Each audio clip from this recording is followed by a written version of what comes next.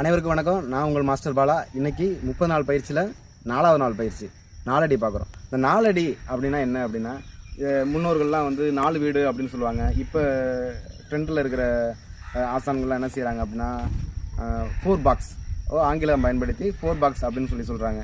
So ஒவ்வொரு ஏரியாவுக்கும் ஒவ்வொரு மாவட்டத்துக்கும் ஒவ்வொரு ஆசானுக்கும் இந்த வார்த்தைகள் மாறலாம். விஷயம் ஒன்று தான், செயல் ஒன்று தான். ஆனால் என்னது, வார்த்தைகள் வந்து அவங்களுக்கு பழக்கப்பட்ட வார்த்தைகளை பயன்படுத்திக்கிறாங்க. ஸோ அதனால் இதில் எதுவும் குழப்பம் வேணாம்.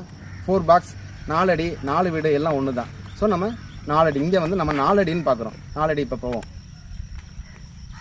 இப்போ முதல்ல கால்மானம் பார்ப்போம். இப்போ கால்மானம்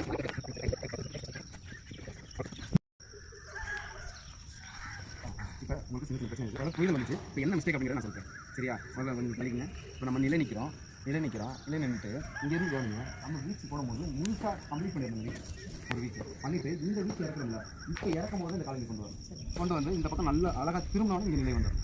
நிலை வந்துட்டு அந்த வீட்டை கம்ப்ளீட் பண்ணிட்டு இங்கே கொண்டு வந்ததோட அப்படியே திரும்பும். ஓகேவா? பண்ணுங்கள்.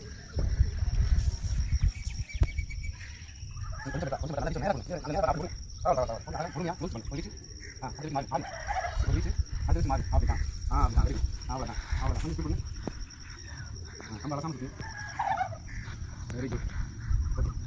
அப்படியே டெவலப் பண்ணிக்கோங்க. நாளைக்கு நம்ம அடுத்தது போவோம்.